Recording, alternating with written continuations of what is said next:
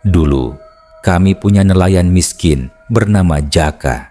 Hingga suatu malam, ia menemukan sesuatu yang mengubah segalanya. Sebuah ikan bersisik emas memancarkan cahaya remang-remang. Warga desa tak menyangka ikan itu bukanlah anugerah, melainkan kutukan yang siap menuntut nyawa.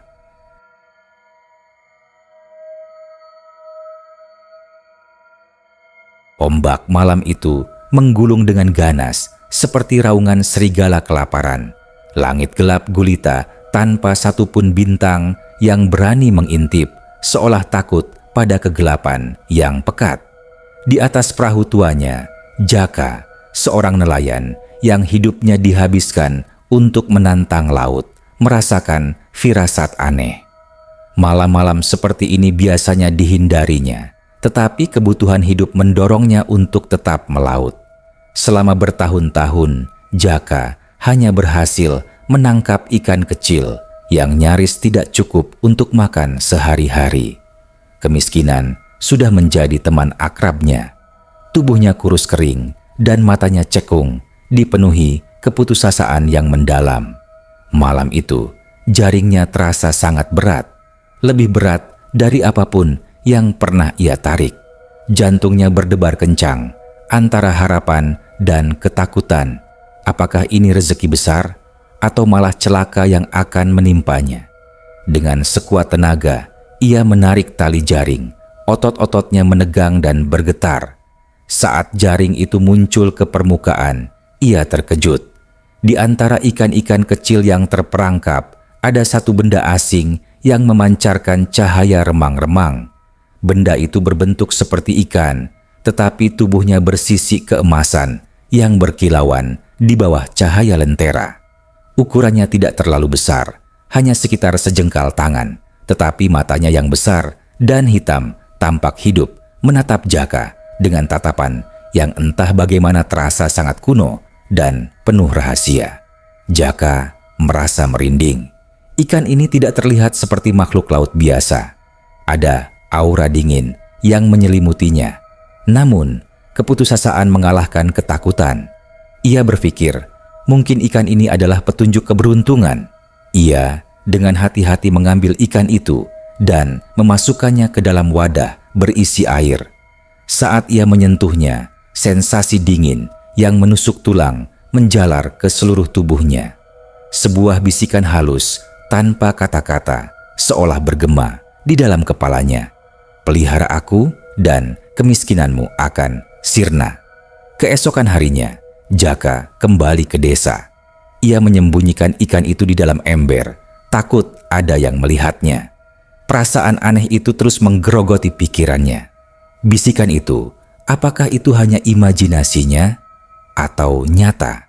Saat ia tiba di rumah gubuknya yang reot, ia langsung menyembunyikan ikan itu di dalam kamar mandi kecilnya yang gelap dan lembab. Ia mengisi bak mandi itu dengan air bersih dan membiarkan ikan itu berenang di sana. Sejak hari itu, kehidupan Jaka berubah drastis. Ikan kecil itu tidak perlu diberi makan, tetapi setiap pagi Jaka menemukan sekeping koin emas di dasar bak mandi. Awalnya hanya 1 koin, lalu 2, lalu 3. Dalam hitungan minggu, tumpukan koin emas itu sudah cukup untuk membeli perahu baru, membangun rumah yang kokoh, dan memenuhi segala kebutuhannya. Jaka menjadi nelayan terkaya di desa itu. Penduduk desa yang awalnya hanya melihat Jaka sebagai nelayan miskin mulai curiga. Mereka bertanya-tanya, bagaimana Jaka yang dulunya melarat bisa menjadi kaya raya dalam waktu sekejap? Jaka selalu beralasan ia hanya beruntung menemukan spot memancing baru yang dipenuhi ikan-ikan besar. Namun, tidak ada yang benar-benar percaya. Mereka melihat perubahan drastis pada Jaka. Matanya yang cekung kini dipenuhi kilatan serakah, dan senyumnya yang dulu tulus kini terasa dingin dan penuh rahasia. Warga desa mulai membicarakannya. Bisikan-bisikan tentang ilmu hitam dan perjanjian dengan makhluk gaib mulai menyebar, menyelimuti desa dengan aura kecurigaan yang mencekam. Jaka tidak peduli. Selama ia bisa terus mendapatkan koin emas itu, ia akan melakukan apapun. Bahkan jika itu berarti menjual jiwanya. Jaka tidak lagi melaut. Hari-harinya dihabiskan di dalam rumah barunya yang megah, menjaga rahasia terbesarnya, ikan emas di dalam bak mandi. Ia memperlakukan ikan itu layaknya seorang raja. Bak mandi itu kini tidak hanya diisi air, tetapi juga ditaburi bunga melati yang harum dan dihiasi dengan batu-batu permata. Jaka seringkali duduk berjam-jam di samping bak mandi itu, mengagumi kilauan sisik ikan yang memudar dan menyala-nyala. Matanya yang dulu penuh keputusasaan kini dipenuhi obsesi. Bisikan-bisikan dari ikan itu semakin jelas dan sering, bukan lagi janji kekayaan, melainkan perintah-perintah aneh. "Berikan aku persembahan," bisik suara itu, "agar kekayaanmu tak pernah habis." Awalnya, Jaka hanya menaburkan bubuk emas ke dalam bak mandi. Ikan itu memakannya dengan rakus, dan keesokan harinya jumlah koin emas yang ia temukan bertambah. Namun, bisikan itu menuntut lebih. "Aku butuh sesuatu yang hidup," suara itu berbisik. Suaranya kini terdengar seperti lolongan dari dasar lautan. Jaka terkejut, tetapi obsesi akan kekayaan menguasai akal sehatnya. Ia teringat pada seekor ayam jago, tetangganya, yang sering berkokok mengganggu tidurnya. Tanpa pikir panjang, ia menangkap ayam itu di malam hari dan melemparkannya ke dalam bak mandi. Ikan itu langsung menyergap ayam malang itu, dan dalam sekejap ayam itu lenyap tanpa jejak. Hanya riak air yang tersisa. Keesokan harinya, Jaka menemukan setumpuk besar koin emas di dasar bak mandi. Ia merasa ngeri sekaligus gembira. Ikan ini benar-benar membawa kekayaan tak terbatas. Namun, bisikan itu tidak pernah berhenti. Tuntutannya semakin tidak masuk akal. "Aku butuh kehangatan darah," bisik suara itu lagi. Kali ini dengan nada yang lebih mendesak. Jaka mulai gelisah. Ia tahu permintaan itu tidak bisa diabaikan. Ia memandang keluar jendela, melihat anak-anak desa bermain di halaman rumah. Sebuah pikiran gelap merasuki benaknya. Tidak, ia tidak boleh melakukannya. Ia tidak sejahat itu. Tapi bisikan itu terus menggerogoti, meracuni pikirannya. Kehidupan Jaka berubah menjadi mimpi buruk yang nyata. Ia tidak bisa tidur, dihantui oleh bisikan-bisikan ikan itu. Wajahnya semakin pucat, tubuhnya semakin kurus. Rambutnya memutih dalam semalam, dan matanya yang dulu penuh kilatan serakah, kini tampak kosong dan ketakutan. Warga desa yang dulunya iri pada kekayaannya, kini merasa kasihan. Mereka melihat Jaka berjalan sendirian di pinggir pantai, bergumam tak jelas, seolah sedang berbicara dengan seseorang yang tidak terlihat. Suatu malam, seorang anak laki-laki bernama Budi yang sering bermain di depan rumah Jaka melihat ada sesuatu yang aneh. Ia melihat Jaka keluar rumah membawa seekor anak kucing. Budi yang menyayangi kucing itu berteriak, "Jaka, mau diapakan kucing itu?" Jaka menoleh, matanya merah menyala. "Dia milikku sekarang," jawabnya. Suaranya serak. Budi yang ketakutan lari pulang, menceritakan apa yang ia lihat kepada ayahnya, Mbah Tarjo, ketua desa yang dihormati. Mbah Tarjo yang sudah lama mencurigai Jaka, merasa firasatnya semakin kuat. Mbah Tarjo dengan wajah penuh kekhawatiran mengumpulkan beberapa warga desa yang paling berani di balai pertemuan. Udara di ruangan itu terasa tegang, dipenuhi bisikan dan ketakutan. Mbah Tarjo menceritakan apa yang ia dengar dari Budi. "Jaka telah berubah," katanya dengan suara berat. "Bukan hanya kaya, tapi juga kehilangan jiwanya." Warga desa saling berpandangan. Mereka semua tahu ada yang tidak beres dengan Jaka, tetapi tidak ada yang berani mengambil tindakan. Namun, cerita tentang anak kucing itu membuat mereka semua khawatir. Bagaimana jika yang selanjutnya adalah anak mereka sendiri? Malam itu, Mbah Tarjo dan beberapa warga desa memutuskan untuk mengintai rumah Jaka. Mereka bergerak dalam kegelapan, menyelinap di antara pohon-pohon kelapa dan semak-semak. Saat mereka tiba di dekat rumah Jaka, mereka mendengar suara-suara aneh dari dalam. Bukan suara tangisan, melainkan suara gemericik air yang aneh, diselingi bisikan-bisikan yang tidak jelas. Jendela kamar mandi Jaka sedikit terbuka, dan dari celah itu mereka melihat Jaka duduk di lantai, menatap kosong ke dalam bak mandi. Mbah Tarjo memberi isyarat kepada warga desa untuk mendekat. Mereka mengintip dari jendela itu. Pemandangan yang mereka lihat membuat bulu kuduk mereka merinding. Di dalam bak mandi, ikan emas itu kini terlihat jauh lebih besar. Sisiknya memancarkan cahaya yang lebih terang, seolah-olah menyerap seluruh kegelapan di ruangan itu. Di dasar bak mandi tergeletak tulang belulang seekor kucing yang sudah tak berbentuk. Di sampingnya, tumpukan koin emas berkilauan, seolah mengejek mereka. Tiba-tiba, ikan itu menoleh. Matanya yang besar dan hitam menatap lurus ke arah jendela, seolah ia tahu mereka ada di sana. Cahaya dari sisiknya meredup dan sebuah suara menggelegar dari dalam bak mandi, bukan bisikan lagi, melainkan sebuah raungan yang memekakan telinga. Siapa yang mengintip? Mbah Tarjo dan warga desa langsung lari tunggang langgang, ketakutan. Mereka tidak berani kembali, bahkan untuk mengamankan diri di rumah mereka. Suara itu terus bergema di telinga mereka, mengubah malam yang sunyi menjadi malam penuh teror. Keesokan harinya, Mbah Tarjo mengumpulkan semua warga desa.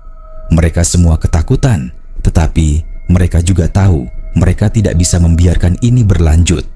Kekayaan Jaka adalah sumber malapetaka. Kita harus menghancurkan ikan itu, kata Mbah Tarjo. Suaranya tegas. Sebelum ia menuntut korban yang lebih besar, warga desa mengangguk setuju. Mereka mempersiapkan obor, parang, dan segala macam senjata yang mereka miliki. Mereka semua tahu ini adalah pertarungan hidup dan mati. Jaka, yang kini sepenuhnya dikuasai oleh obsesi, tidak menyadari apa yang akan terjadi. Ia sibuk mengagumi ikan di dalam bak mandinya. Ia tidak lagi peduli pada uang, ia hanya peduli pada ikan itu. Kau adalah segalanya bagiku, bisiknya. Kau adalah kekuatanku. Ikan itu tidak merespon, hanya matanya yang hitam pekat yang menatapnya. Malam itu, Jaka tertidur di samping bak mandi, kelelahan. Di luar, Mbah Tarjo dan warga desa sudah bersiap. Mereka menunggu sampai tengah malam, saat bulan tidak terlihat. Mereka tahu ini adalah satu-satunya kesempatan mereka untuk mengakhiri teror ini. Malam semakin larut dan desa itu diselimuti oleh keheningan yang mencekam. Mbah Tarjo dengan wajah tegang memimpin warga desa menuju rumah Jaka. Obor-obor yang mereka bawa tidak mampu menembus kegelapan pekat yang seolah menelan semua cahaya. Suasana terasa sangat mencekam, seolah-olah ada kekuatan tak kasat mata yang mengintai mereka dari balik pepohonan. Saat mereka sampai di depan rumah Jaka, mereka berhenti. Rumah megah itu kini terasa seperti sebuah makam. Jendela-jendela yang tertutup rapat, pintu yang terkunci, dan aura dingin yang terpancar dari dalamnya membuat mereka semua ragu. Kita harus melakukannya, bisik Mbah Tarjo. Suaranya penuh tekad. Demi keselamatan desa. Mereka mendobrak pintu. Di dalam, rumah itu terasa seperti gua. Gelap, lembab, dan berbau amis. Mereka berjalan hati-hati.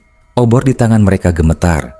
Mereka melihat Jaka tertidur di lantai, di depan pintu kamar mandi. Wajahnya yang pucat dan cekung terlihat seperti wajah mayat. Mereka mengabaikannya dan langsung menuju kamar mandi. Pintu kamar mandi itu tidak terkunci. Saat mereka membukanya, pemandangan di dalamnya membuat mereka terkesiap. Bak mandi itu tidak lagi berisi air biasa. Cairan di dalamnya berwarna hitam pekat, seperti tinta cumi-cumi. Ikan emas itu kini tidak lagi memancarkan cahaya yang terang, melainkan cahaya merah yang menyeramkan. Sisiknya yang dulu keemasan kini berwarna merah darah. Matanya yang besar dan hitam menatap lurus ke arah mereka, seolah tahu apa yang akan mereka lakukan. "Hancurkan dia!" teriak Mbah Tarjo. Suaranya gemetar. Salah satu warga desa dengan parang di tangan maju selangkah. Namun saat ia mengangkat parangnya, ikan itu bergerak. Dengan kecepatan yang luar biasa, ikan itu melompat keluar dari bak mandi. Tiba-tiba air hitam pekat dari bak mandi itu menyembur keluar, menyelimuti seluruh ruangan. Warga desa menjerit ketakutan. Obor mereka padam. Mereka kini berada dalam kegelapan total, ditemani oleh suara gemericik air yang aneh dan bisikan-bisikan dari segala arah. Mereka mendengar suara Jaka. "Tidak, jangan sentuh dia!" teriaknya. Suaranya penuh penderitaan. "Dia adalah segalanya bagiku." Warga desa tidak tahu apa yang terjadi. Mereka hanya bisa merasakan sesuatu yang dingin dan licin menyentuh kaki mereka. Suara-suara mengerikan mulai terdengar. Suara tulang belulang yang dipatahkan, suara jeritan yang teredam, dan suara ikan yang terkekeh. Mbah Tarjo yang masih memegang obornya berhasil menyalakannya kembali. Cahaya yang kembali menyinari ruangan itu membuat mereka semua terkejut. Di depan mereka, Jaka berdiri dengan mata merah menyala. Tangannya mencengkeram erat parang warga desa yang tadi maju. Wajahnya tidak lagi pucat, tetapi dipenuhi dengan sisik-sisik emas yang berkilauan. Ia bukan lagi Jaka, ia adalah sesuatu yang lain. "Kalian akan membayar untuk apa yang kalian lakukan," katanya. Suaranya kini terdengar seperti lolongan dari dasar lautan. Ia mengangkat parang di tangannya dan menerkam ke arah mereka. Warga desa yang ketakutan lari tunggang langgang, tidak peduli dengan teman-teman mereka yang sudah tergeletak di lantai. Tubuh mereka dipenuhi luka-luka aneh. Mbah Tarjo yang lebih tua tidak bisa berlari secepat mereka. Ia terjerembab di lantai. Parang Jaka mengarah ke lehernya. Ia memejamkan mata, siap menghadapi ajalnya. Namun Jaka berhenti. Matanya yang merah menyala menatapnya, seolah ada sedikit kesadaran yang tersisa di dalam dirinya. "Selamatkan aku," bisik Jaka. Suaranya serak. Lalu matanya kembali kosong dan parang itu jatuh dari tangannya. Jaka ambruk ke lantai, tak sadarkan diri. Di sampingnya, ikan emas itu kembali ke bak mandi. Air hitam pekat di dalamnya kembali tenang. Mbah Tarjo yang masih gemetar hanya bisa menatap pemandangan itu, tidak tahu apa yang harus ia lakukan. Mbah Tarjo dan warga desa yang tersisa kembali ke balai pertemuan, trauma dan ketakutan. Mereka tidak tahu apa yang harus mereka lakukan. Jaka yang mereka kenal sudah tidak ada, digantikan oleh makhluk yang mengerikan. Beberapa warga desa menyarankan untuk membakar rumah Jaka dan segala yang ada di dalamnya, termasuk ikan itu. Namun Mbah Tarjo menolak. Ikan itu tidak bisa dihancurkan dengan cara biasa, katanya. Suaranya lemah. "Kita harus mencari tahu apa sebenarnya ikan itu dan bagaimana cara mengalahkannya." Mbah Tarjo teringat pada legenda lama yang sering diceritakan oleh kakeknya. Legenda tentang ikan kuno, makhluk dari dasar lautan yang konon bisa mengabulkan permintaan, tetapi dengan imbalan yang mengerikan. Makhluk itu tidak bisa dibunuh, tetapi bisa dikurung. Ia membutuhkan wadah khusus yang disebut bak pengunci yang dibuat dari batu permata laut dan diisi dengan air suci dari 7 sumber mata air. Hanya dengan wadah itu, ikan kuno bisa dikurung dan kekuatannya dinetralisir. Mbah Tarjo menyadari inilah satu-satunya harapan mereka. Mereka harus membuat bak pengunci.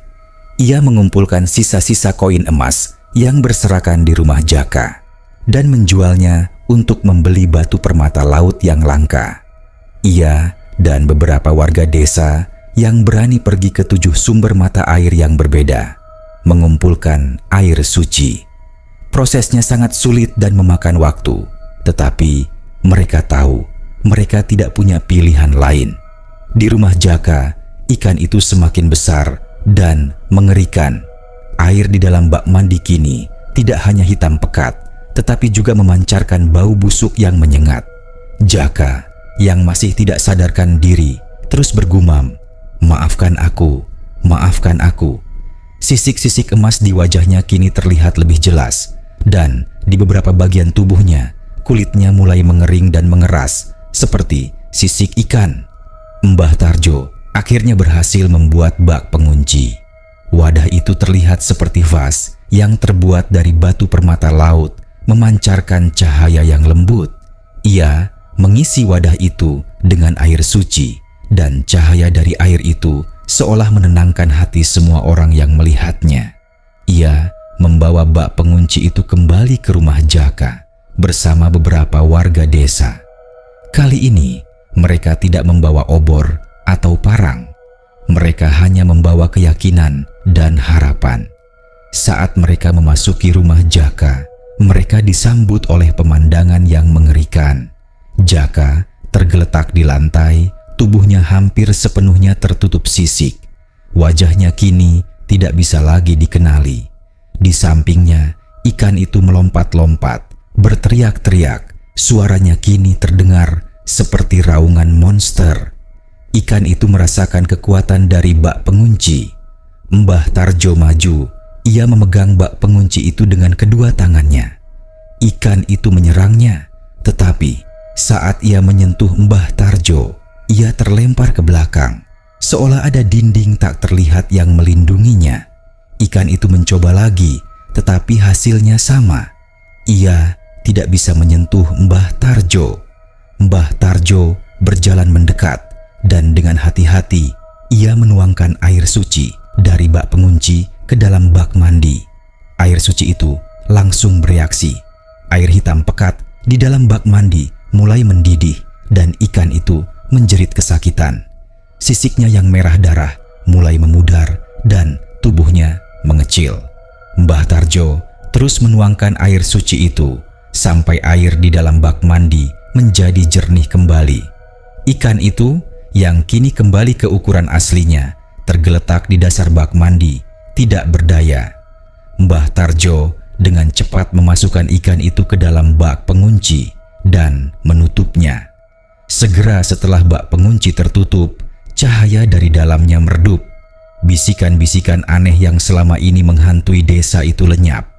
Keheningan kembali menyelimuti desa. Mbah Tarjo dan warga desa melihat ke arah Jaka. Tubuhnya kini kembali normal. Sisik-sisik di tubuhnya menghilang dan wajahnya kembali ke bentuk aslinya. Hanya saja ia terlihat sangat tua dan lelah. Jaka sadar. Ia menatap Mbah Tarjo. Air matanya mengalir.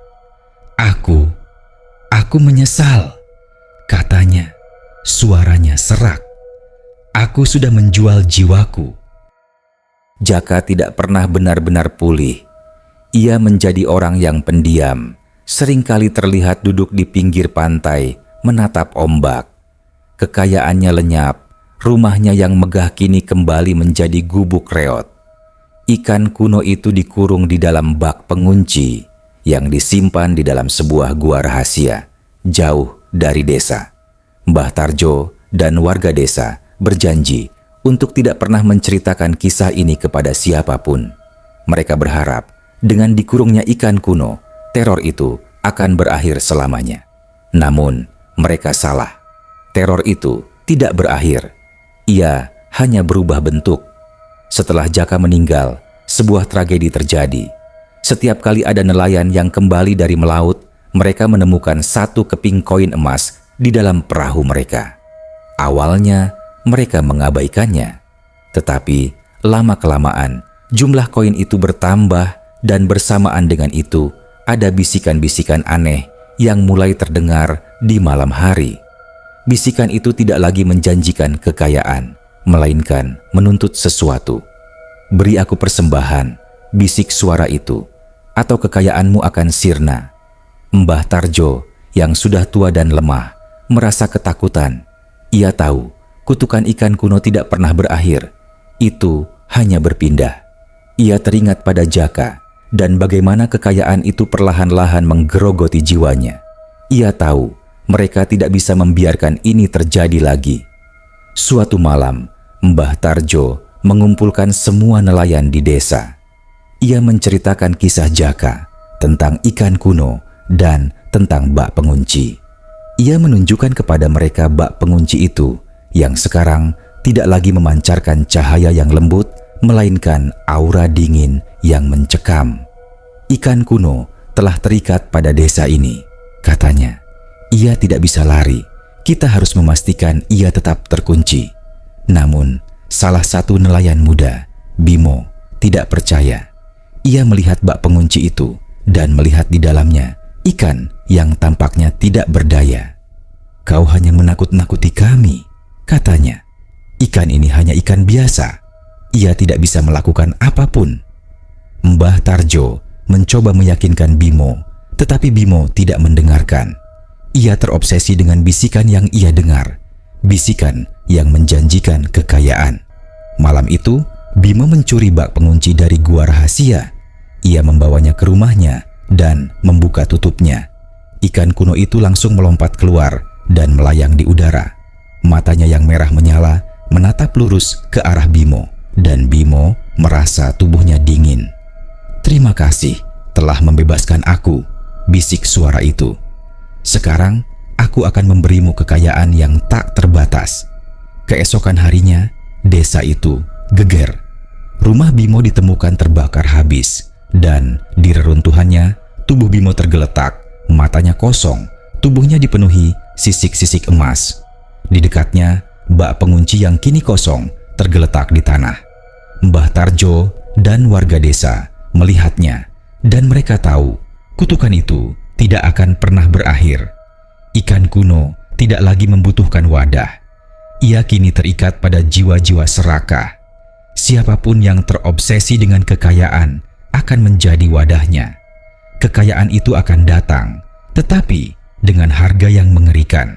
Jaka hanyalah korban pertama. Bimo adalah yang kedua. Akan ada yang ketiga dan keempat dan seterusnya. Mbah Tarjo dan warga desa kini hidup dalam ketakutan. Mereka tahu di suatu tempat di desa itu ikan kuno bersembunyi. Ia menunggu korban berikutnya. Ia menunggu jiwa yang serakah untuk memberikan dirinya sebagai wadah. Mereka semua harus hidup dengan ketakutan ini. Ketakutan akan bisikan-bisikan di malam hari. Ketakutan akan koin emas yang tiba-tiba muncul di perahu. Dan ketakutan akan perubahan aneh yang terjadi pada orang-orang di sekitar mereka. Dan cerita ini adalah pengingat bagi mereka semua bahwa terkadang kekayaan yang datang tiba-tiba adalah sebuah kutukan yang menyamar. Sejak saat itu, setiap nelayan yang melaut tak hanya membawa jaring, mereka juga membawa ketakutan. Mereka tahu di dasar lautan yang gelap sesuatu yang kuno sedang menunggu.